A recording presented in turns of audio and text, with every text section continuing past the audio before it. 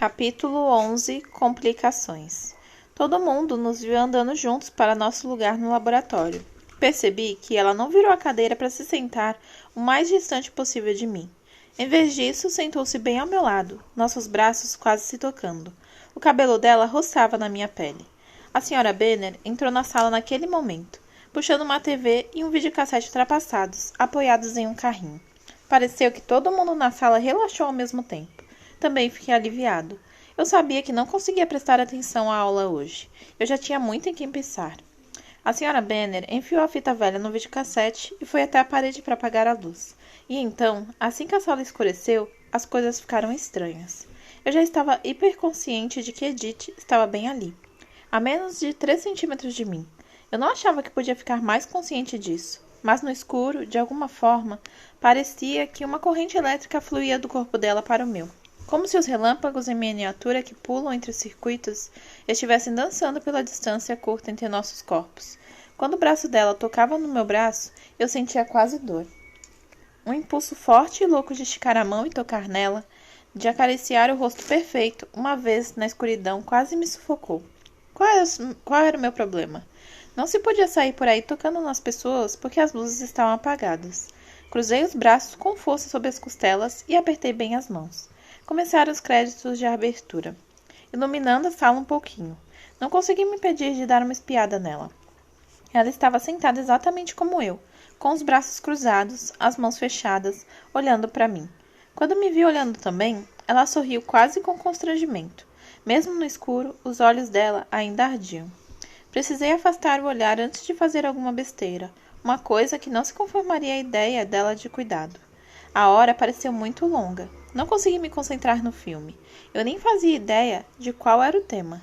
Tentei agir normalmente, fazer meus músculos relaxarem, mas a corrente elétrica não se atenuou. De vez em quando, eu me permitia uma olhada rápida na direção dela, que também não parecia relaxar. A sensação de que eu tinha que tocar no rosto dela também se recusava a diminuir. Mantive os punhos apertados nas costelas até que meus dedos doeram do esforço. Soltei um suspiro de alívio quando a senhora Benner acendeu a luz no fundo da sala, e estiquei os braços nas laterais do corpo e flexionei os dedos enrijecidos. Edith deu uma gargalhada. Bom, isso foi interessante, murmurou ela. Sua voz estava baixa e os olhos cautelosos.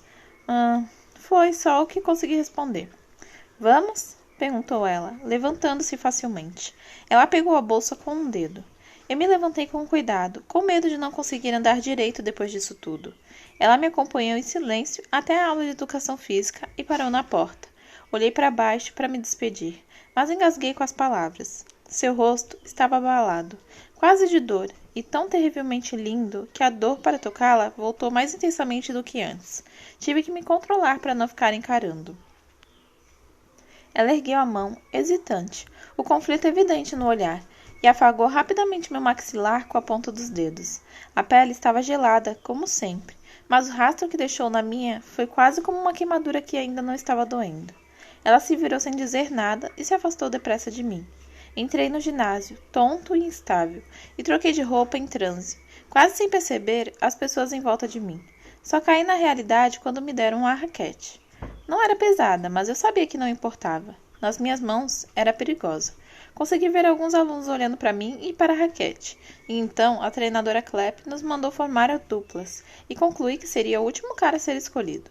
Mas subestimei a lealdade de Micaela. Ela veio se postar ao meu lado na mesma hora. Você não precisa fazer isso, sabe? Falei. Ela sorriu. Não se preocupe, vou me manter fora do seu alcance. Às vezes era tão fácil gostar de Micaela.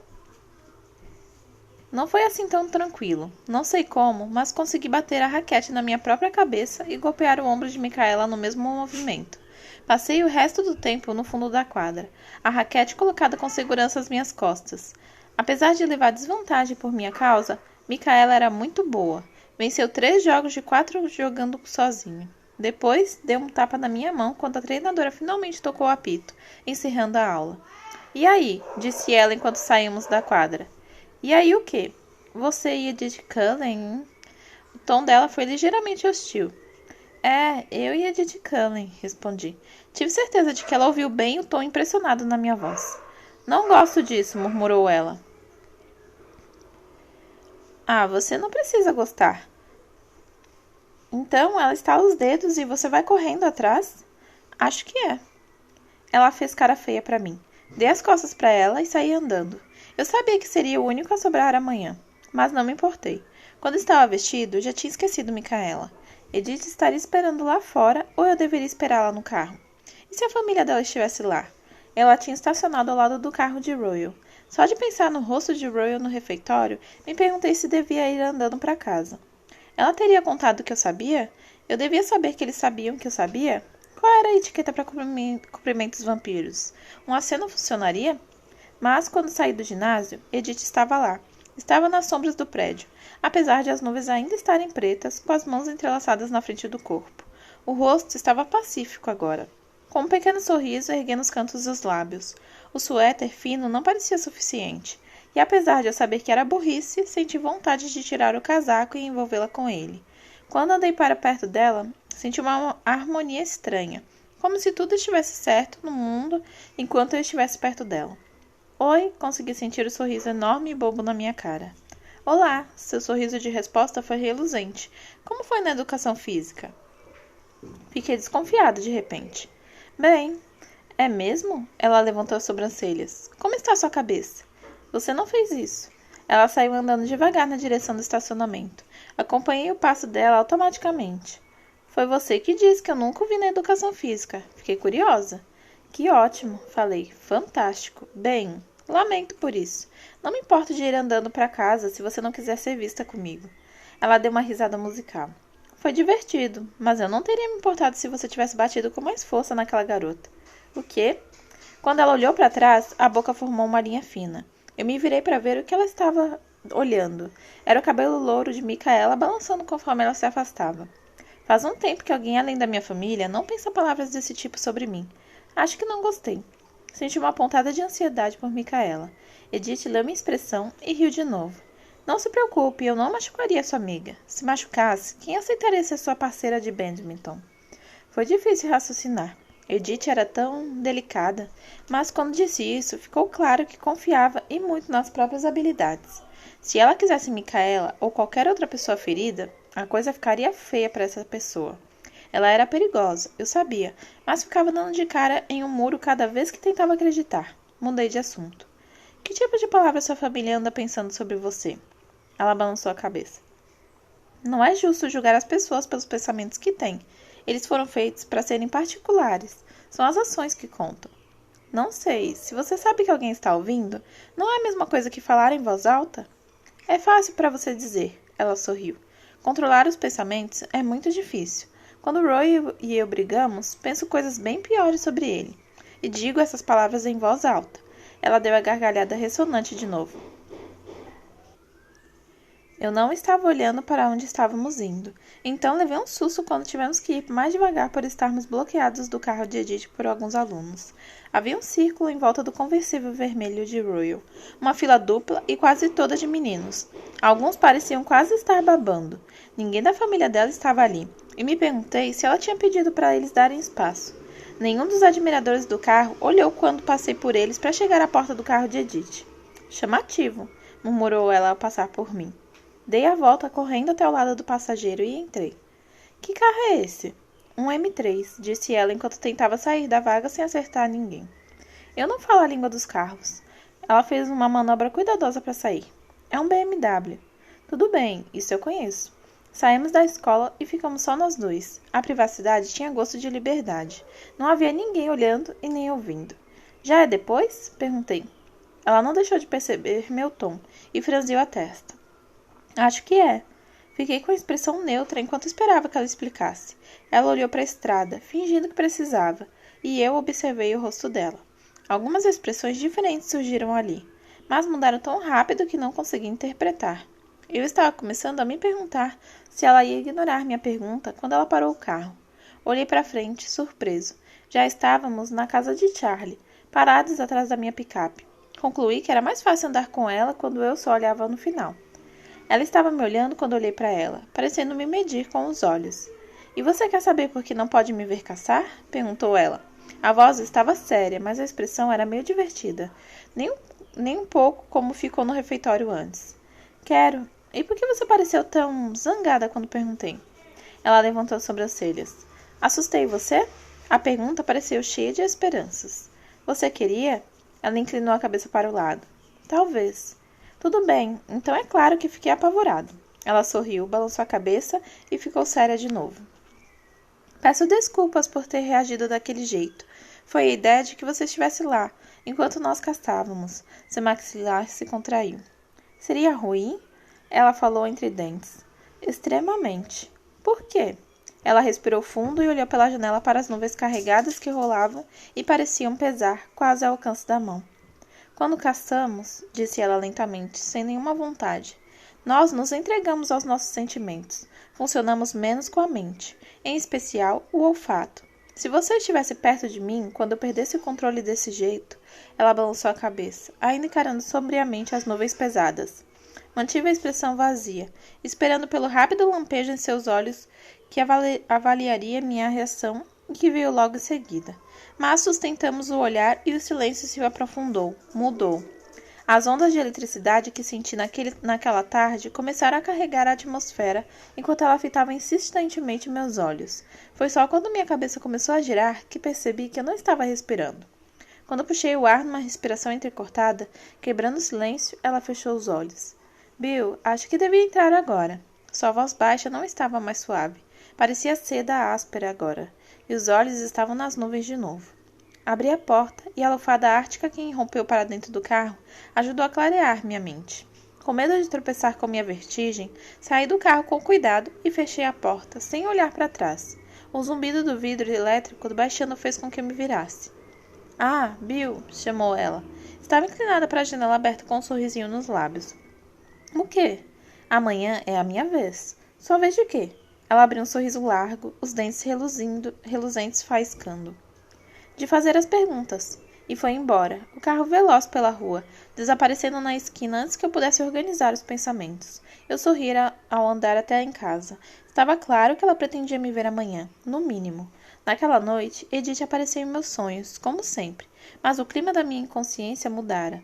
Fiquei arrepiado com a mesma eletricidade que senti naquela tarde e me virei na cama sem parar, acordando com frequência. Eram as primeiras horas da manhã, quando finalmente afundei em um sono exausto e sem sonhos. Quando meu despertador tocou, eu ainda estava cansado, mas também animado. Depois do banho, me olhei no espelho do banheiro enquanto penteava o cabelo molhado. Eu estava com a mesma aparência de sempre, mas havia alguma coisa diferente. Meu cabelo estava escuro e grosso demais. Minha pele pálida demais, e meus ossos estavam com a mesma forma dentro do corpo, sem terem mudado nada. Meus olhos continuavam azul claros, olhando para mim. Mas percebi que eram os culpados. Eu sempre achei que era a cor que os faziam, e por extensão, todo o meu rosto parecerem tão inseguros. Mas apesar de a cor não ter mudado, a falta de segurança sim. O garoto que estava me olhando agora estava determinado, seguro de suas ações. Eu me perguntei o que tinha acontecido. Eu achava que tinha um palpite. O café da manhã foi o de sempre, silencioso, como eu esperava. Charlie fritou ovos para si mesmo. Eu comi uma tigela de cereal. Perguntei-me se ele tinha se esquecido do sábado. Sobre este sábado, começou ele, como se pudesse ler meus pensamentos. Eu estava ficando paranoico sobre esse assunto. Sim, pai. Ele atravessou a cozinha e abriu a torneira. Ainda está determinada a ir a Seattle? O plano era esse. Fiz uma careta querendo que ele não tivesse levantado o assunto para eu não ter que compor cuidadosas meias-verdades. Ele espremeu um pouco de detergente no prato e esfregou como uma esponja. E tem certeza de que não pode voltar a tempo para o baile? Eu não vou ao baile, pai. Ninguém convidou você? Perguntou ele, com os olhos concentrados no prato. Não é o tipo de coisa de que eu gosto, lembrei a ele. Ah, ele franziu a testa enquanto secava o prato. Eu me perguntei se ele estava com medo de eu ser uma pária social. Talvez eu devesse ter contado sobre os convites, mas isso sairia pela culatra. Ele não ficaria muito feliz se soubesse que recusei todos. Aí eu teria que contar para ele que havia uma garota, que não me convidou e eu não queria ter que falar disso. Isso me fez pensar no baile, e em Taylor, e no vestido que ela já tinha, e na atitude de Logan comigo e toda aquela confusão. Eu não sabia o que devia fazer. Em qualquer universo, eu não ia ao baile. Em um universo em que Edith Cullen existia, Eu não me interessaria por nenhuma outra garota. Não era justo seguir de acordo com os planos de Taylor se meu coração não queria isso. O problema era decidir como. Charlie então saiu, com um aceno de despedida, e eu subi para escovar os dentes e pegar meus livros. Quando ouvi a rádio patrulha arrancar, só precisei esperar alguns segundos para olhar por minha janela. O carro prata já estava ali, esperando na vaga de Charlie, na entrada de carros. Desci a escada 3 degraus de cada vez e saí pela porta da frente, perguntando-me quanto tempo mais duraria essa rotina estranha. Eu não queria que tivesse um fim. Ela estava esperando no carro e não parecia ver quando fechei a porta sem me incomodar em passar a chave. Andei até o carro e hesitei por um segundo, antes de abrir a porta e entrar. Ela estava sorrindo, relaxada, e como sempre, tão perfeita que chegava a doer. Bom dia, como está hoje? Seus olhos vagaram por meu rosto, como se a pergunta fosse algo mais do que mera cortesia. Bem, obrigado. Eu estava sempre bem, muito mais do que bem, quando estava perto dela. Seu olhar se demorou nas minhas olheiras. Parece cansado. Não consegui dormir, admiti. Ela riu. Nem eu. O motor ganhou vida. Eu estava me acostumando com o som. O rugido de minha picape provavelmente me assustaria quando eu voltasse a dirigi-la. Acho que tem razão, falei. Devo ter dormido mais do que você. Posso apostar que dormiu. E o que você fez na noite passada? Ela riu. Sem chances. É meu dia de fazer perguntas. Ah, é verdade. Eu franzi a testa. Não conseguia imaginar nada sobre mim que pudesse ser de algum interesse para ela. O que quer saber? Qual é a sua cor preferida? Perguntou ela, a cara séria. Eu dei de ombros. Vive mudando. Qual é a de hoje? Acho que dourado. Tem alguma coisa material por trás da sua escolha ou é aleatória? Limpei a garganta sem jeito. É a cor dos seus olhos hoje. Se você me perguntasse em uma semana, eu provavelmente diria preto. Ela me olhou de um jeito que não entendi. Mas, antes que eu pudesse perguntar, ela seguiu para a próxima pergunta. Que música está em seu CD player agora? Precisei pensar por um segundo, mas lembrei que a última coisa que ouvi foi o CD que Phil me dera. Quando disse o nome da banda, ela deu um sorriso e abriu um compartimento sob o CD player do carro. Tirou um das dezenas de CDs enfiados no pequeno espaço e passou a mim. Era o mesmo CD. De Debussy a isto? Perguntou ela, erguendo uma sobrancelha. Continuou assim pelo resto do dia, enquanto caminhávamos de uma aula para outra e durante a hora do almoço. Ela me fez perguntas sem parar. Queria saber cada detalhe insignificante da minha existência. Os filmes de que gostei e os que odiei, os poucos lugares em que estive e os muitos lugares aonde queria ir. E livros, muitas perguntas sobre livros. Não conseguia me lembrar da última vez que falei tanto. Fiquei sem graça o tempo todo, certo de que só podia estar sendo entediante. Mas ela sempre parecia ansiosa enquanto esperava minhas respostas. Sempre tinha uma pergunta seguinte e sempre queria mais. Portanto, deixei a psicanálise seguir em frente, pois parecia importante para ela. Quando o primeiro sinal tocou, dei um suspiro profundo. Estava na hora. Tem uma pergunta que você ainda não fez. Mais do que uma, na verdade. Mas de que pergunta específica você está falando? A coisa mais constrangedora que já fiz. Ela sorriu. É uma história espetacular? Ainda não sei. Conto em 5 minutos. Eu me afastei da mesa. Os olhos dela cintilavam de curiosidade. Na minha mesa de sempre, meus amigos estavam se levantando. Eu andei até eles. Pontos vermelhos surgiram nas minhas bochechas, mas não tinha problema. Eu tinha que parecer envolvido. Ao menos, o cara bonitão da novela melodramática que minha mãe via religiosamente sempre parecia agitado quando fazia essa cena. Graças a ele, eu ao menos tinha um contorno geral para o meu roteiro, incrementado por uma coisa que pensei uma vez sobre Edith. Eu queria que tudo fosse lisonjeiro. Jeremy reparou em mim primeiro, e seus olhos estavam especulativos. Avaliou meu rosto vermelho, depois Edith, e olhou para mim de novo. Taylor, posso falar com você? Pedi enquanto andava até ela. Eu não falei baixo. Ela estava no meio de todo mundo. Logan se virou para olhar para mim de cara feia com os olhos verdes e frios. Claro, Bill, disse Taylor, parecendo confusa. Olhe, falei, não posso fazer mais isso. Todo mundo ficou em silêncio. Jeremy olhou ao redor. Allen pareceu constrangida. Micaela me lançou um olhar crítico, como se não conseguisse acreditar que eu estava fazendo daquele jeito. Mas ela não sabia exatamente o que eu estava fazendo, nem porque precisava daquela plateia. Taylor estava chocada. O quê? Eu fiz cara feia. Era fácil, eu estava com raiva no momento por não ter me convencido de não fazer aquilo ou por não ter pensado em um jeito melhor, mas era tarde demais para improvisar agora. Estou cansado de ser peão do seu jogo, Taylor. Sabia que tenho sentimentos? E a única coisa que posso fazer é olhar enquanto você me usa para deixar outra pessoa com ciúmes. Meus olhos se viraram rapidamente para Logan, cuja boca estava boquiaberta, e para Taylor de novo. Você não liga se parte meu coração. Foi a beleza que tornou você tão cruel? Taylor estava com os olhos arregalados e a boca aberta em um pequeno O. Não vou mais brincar, sabe, a palhaçada toda do baile? Eu estou fora. Vá com a pessoa com quem quer realmente ir. Lancei um olhar mais longo para Logan agora. Saí andando e bati a porta do refeitório de um jeito que esperava ter sido dramático. Isso jamais seria esquecido. Mas, pelo menos, eu estava livre. Provavelmente valeria a pena. De repente, Edith estava ao meu lado, acompanhando o passo como se estivéssemos andando juntos o tempo todo. Aquilo foi espetacular, disse ela. Eu respirei fundo. Talvez um pouco exagerado. Deu certo? Perfeitamente. Taylor está se sentindo a femme fatale e nem sabe o porquê. Se Logan não a convidar para o baile até segunda, vou ficar surpresa. Que bom, grunhi. Agora, voltando a você. Edith continuou com o interrogatório até estarmos na aula de biologia e a senhora Benner entrar na sala, arrastando de novo o hack audiovisual. Quando terminou a preparação e se virou para o interruptor de luz, percebi que Edith deslizou a cadeira um pouco para longe de mim. Isso não ajudou.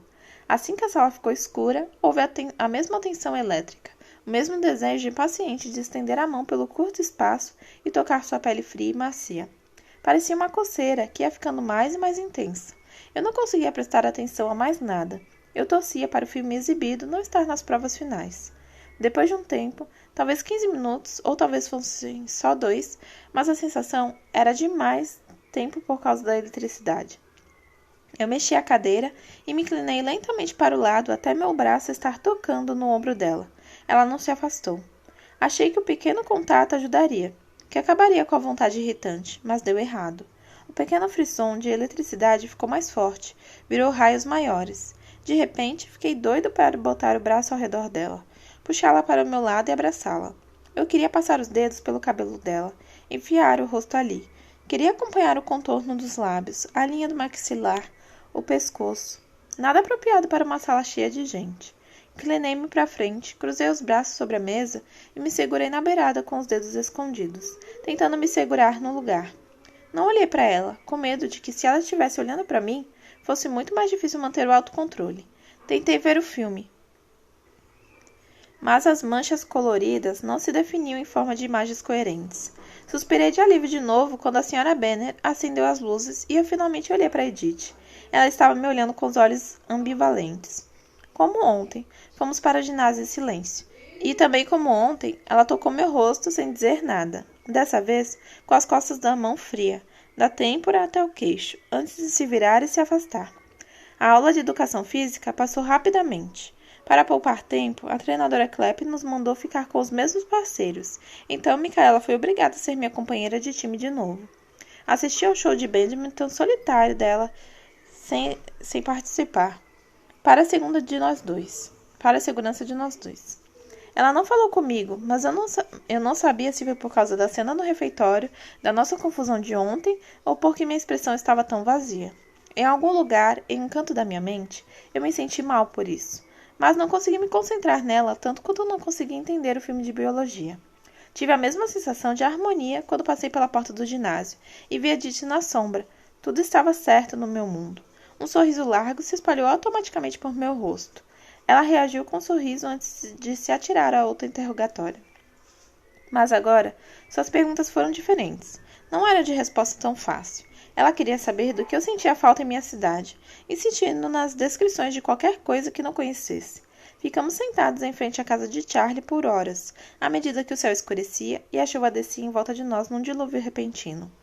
Tentei descrever coisas impossíveis, como o cheiro de creosoto, amargo, meio resinoso, mas ainda agradável. O som alto e agudo das cigarras em julho, as árvores murchas e secas, o céu enorme, estendendo-se azul esbranquiçado de um canto a outro no horizonte. A coisa mais difícil de explicar era porque aquilo era tão bonito para mim. Justificar a beleza que não dependia da vegetação esparsa e espinhosa que sempre parecia meio morta, uma beleza que tinha mais a ver com o formato exposto da terra, com as bacias rasas de vales entre as colinas escarpadas e o modo como resistiam ao sol. Eu me vi usando as mãos ao tentar descrever isso para ela. Suas perguntas em voz baixa me mantiveram falando livremente, esquecendo-me de ficar constrangida por monopolizar a conversa. Por fim, quando tinha terminado de detalhar meu quarto abarrotado em casa, ela parou em vez de responder com outra pergunta. Terminou? Perguntei com alívio. Nem cheguei perto, mas seu pai vai chegar logo. Que horas são? Perguntei em voz alta ao olhar no relógio. Fiquei surpresa ao ver a hora. É a hora do crepúsculo, murmurou Edith, olhando o horizonte a oeste, obscurecido pelas nuvens. Sua voz estava pensativa, mas como se sua mente estivesse em um lugar distante. Olhei para ela enquanto ela fitava sem ver pelo para-brisa. Eu ainda estava encarando quando seus olhos de repente se voltaram para os meus. É a hora do dia mais segura para nós, disse ela, respondendo a pergunta em meus olhos. A hora mais fácil, mas também a mais triste, de certa forma. O fim de outro dia, a volta da noite. A escuridão é tão previsível, não acha? Ela deu um sorriso tristonho. Eu gosto da noite. Sem o escuro, nunca veríamos as estrelas. Franzi a testa. Não que a gente veja muitas por aqui. Ela riu e o clima ficou mais leve de repente. Charlie chegará daqui a alguns minutos. Então, a não ser que queira dizer a ele que vai sair comigo no sábado, ela me olhou com esperanças. Ah, não, obrigado. Peguei meus livros, percebendo que estava duro de ficar sentada por tanto tempo. Então amanhã é minha vez? Claro que não, ela fingiu estar ultrajada. Não falei que não tinha acabado? O que mais pode haver?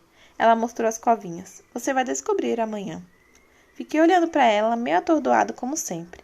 Eu sempre achei que não tinha um tipo meu. O pessoal de Phoenix todo tinha preferências. Um gostava de louras e outro só ligava para pernas. E um exigia garotas de olhos azuis. Eu achava que era menos seletivo. Uma garota bonita era uma garota bonita. Mas percebi agora que eu devia ser o mais difícil de agradar. Aparentemente, meu tipo era extremamente específico. Eu só não sabia. Eu não sabia que minha cor favorita de cabelo era aquele tom metálico de bronze, porque nunca o tinha visto antes. Não sabia que estava procurando olhos da cor de mel, porque também nunca tinha visto. Eu não sabia que os lábios de uma garota tinham que fazer uma curva assim e que as maçãs do rosto tinham que ser altas sobre uma fileira longa de cílios pretos. O tempo todo só havia uma forma, um rosto que mexia comigo. Como um idiota, esquecendo os avisos, estiquei a mão para o rosto dela e me inclinei. Ela se encolheu. Desculpe, comecei a dizer quando baixei a mão. Mas ela virou a cabeça para frente e olhou a chuva de novo. Ah, não, disse ela. Que foi? O maxilar estava contraído, as sobrancelhas baixadas em uma linha sob os olhos. Ela olhou para mim por um breve segundo. Outra complicação, disse mal-humorada. Ela se inclinou na minha frente e abriu a porta num movimento rápido. A proximidade deixou meu coração disparado em um galope irregular, e depois se afastou de mim, quase encolhida. Faróis brilharam na chuva. Ergui o rosto esperando ver Charlie e ter que dar um monte de explicações, mas era um sedã escuro que não reconheci. Vá logo, disse ela. Ela estava olhando pelo temporal para o outro veículo. Saltei para fora rapidamente, apesar de não entender. A chuva bateu no meu rosto e eu puxei o capuz. Tentei identificar as formas no banco da frente do outro carro, mas estava escuro demais. Pude ver Edith iluminada pelo brilho dos faróis do novo carro. Ainda olhava à frente, seu olhar preso em alguma coisa ou alguém que eu não conseguia ver. Sua expressão era uma mistura estranha de frustração e desafio. Ela acelerou o motor, e os pneus cantaram no asfalto molhado. O Volvo sumiu de vista em segundos. Ei, Bill! Gritou uma voz conhecida e rouca do lado do motorista no carro preto. Jules? Perguntei, semicerrando os olhos com a chuva.